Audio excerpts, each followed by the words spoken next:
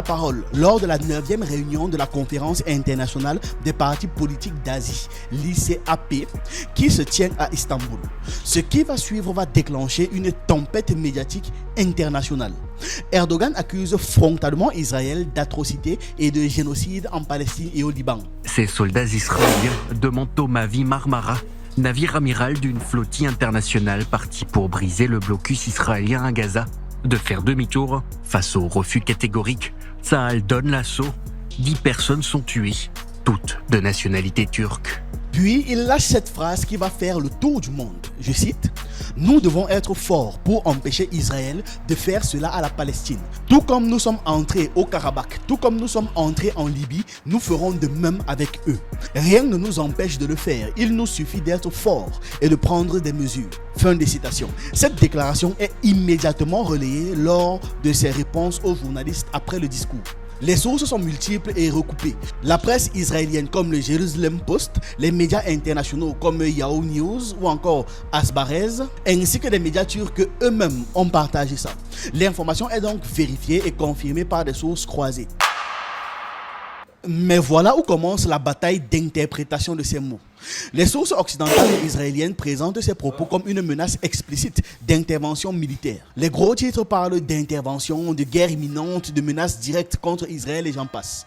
Exactement 24 heures plus tard, le 13 avril 2026, la direction de la communication turque intervient. Le centre de lutte contre la désinformation d'Ankara publie un démenti catégorique. Selon les autorités turques, les allégations d'une menace d'invasion sont infondées. Plus fort encore, Ankara affirme que la citation utilisée par les Occidentaux provient en réalité d'un discours de 2024, sorti complètement de son contexte. Comme d'habitude, la Turquie insiste sur son engagement pour la diplomatie et la paix. La controverse est donc totale. D'un côté, les médias occidentaux crient à la menace militaire directe. De l'autre côté, Ankara parle d'une manipulation de citations tronquées. Qu'en est-il vraiment? Aucune preuve d'un plan militaire concret n'existe. Aucune mobilisation visible des forces turques n'a été observée. Pas de déploiement. Pas de préparatifs opérationnels, rien. La question centrale devient donc, est-ce qu'il s'agit d'une rhétorique forte à usage politique ou d'une véritable menace opérationnelle? Cette ambiguïté va structurer toute la suite de l'affaire.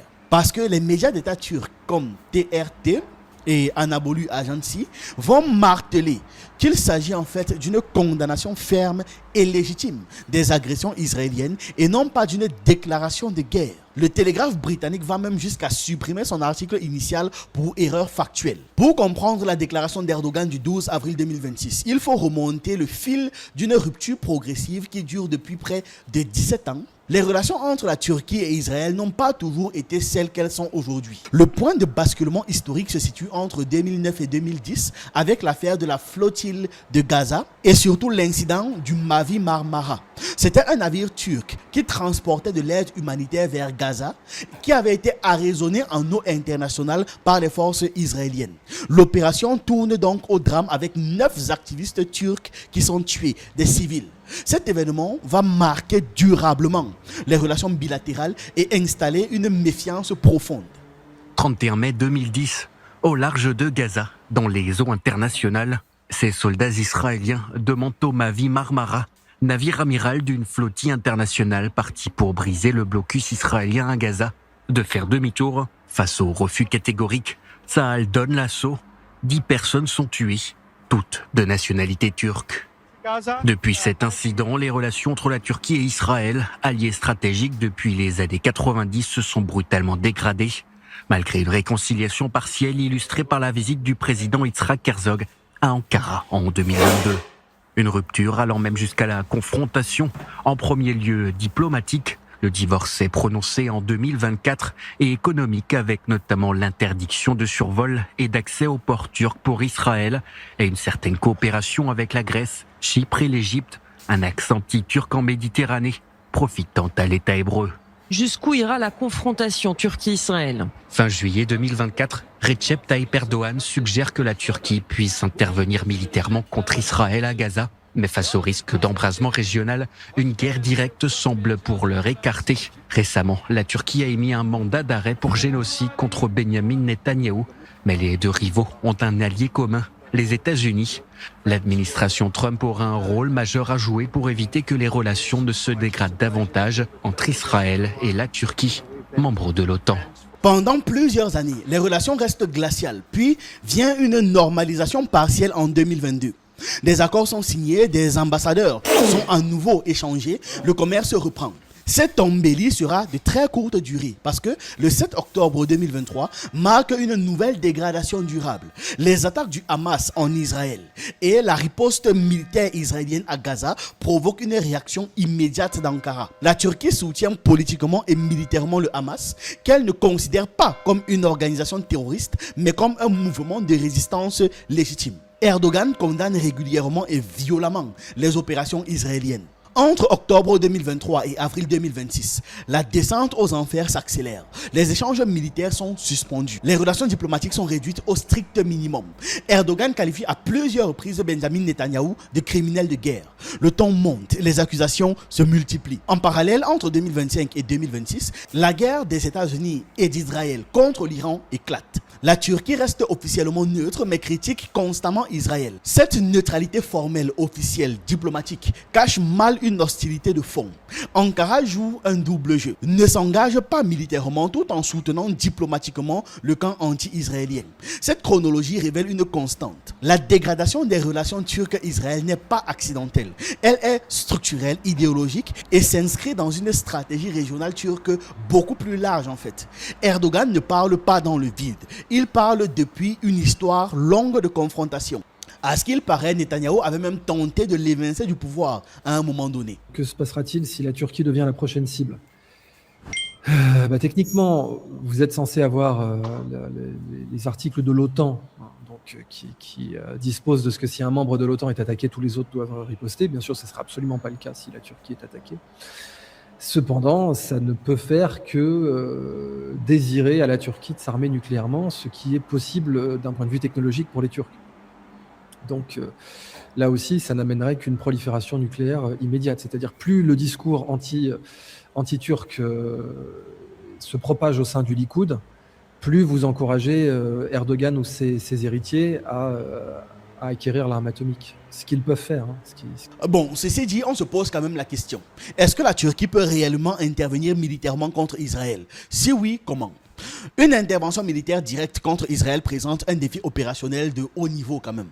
Déjà parce qu'il n'existe aucune frontière terrestre directe commune entre la Turquie et Israël. Voici la carte. Cette simple donnée géographique change tout. Ankara ne peut pas simplement envoyer ses blindés à travers une frontière. Les moyens théoriquement disponibles pour une projection militaire sont au nombre de 3 à peine.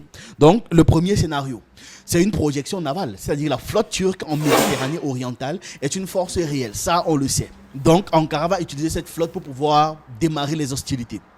Le deuxième scénario, c'est la projection aérienne avec les F-16 turcs et les célèbres drones Bayraktar qui ont fait déjà leurs preuves sur plusieurs théâtres de conflit. Le troisième scénario, c'est l'action via les proxys, c'est-à-dire le soutien logistique et militaire à des groupes palestiniens ou libanais qui sont déjà sur place. Maintenant, les limites concrètes. D'abord, un déploiement terrestre massif. C'est tout simplement impossible sans base intermédiaire. Il faudrait traverser la Syrie ou le Liban, ce qui violerait leur souveraineté et déclencherait une crise internationale immédiate.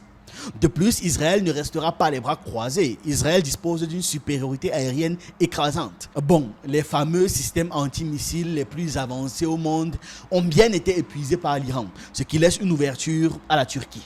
Mais une fois de plus, des missiles qui traversent un pays pour aller frapper Israël, ça violera nécessairement l'espace aérien syrien ou libanais. Et ça pourrait déclencher une réponse qui va s'ajouter à la réponse israélienne. Maintenant, analysons les capacités réelles de l'armée turque pour une projection vers Israël ou le Levant. L'armée turque ne publie évidemment pas d'évaluation officielle publique sur des opérations contre Israël, bien évidemment, mais les analyses croisées basées sur les exercices de l'OTAN et la doctrine officielle turque montrent une capacité de projection réelle. Commençons par les capacités navales. La Turquie dispose d'une marine, la Blue Water, c'est-à-dire capable d'opérer en haute mer loin de ses côtes. C'est littéralement la deuxième flotte de tout l'OTAN en termes de tonnage. Une démonstration récente et spectaculaire a eu lieu lors des exercices de 2026. Le groupe aéronaval turc, construit autour du TCG Anadolu, C'est un porte-avions amphibie moderne. Il a effectué un déploiement de plus de 8000 km de la Méditerranée jusqu'à la mer Baltique.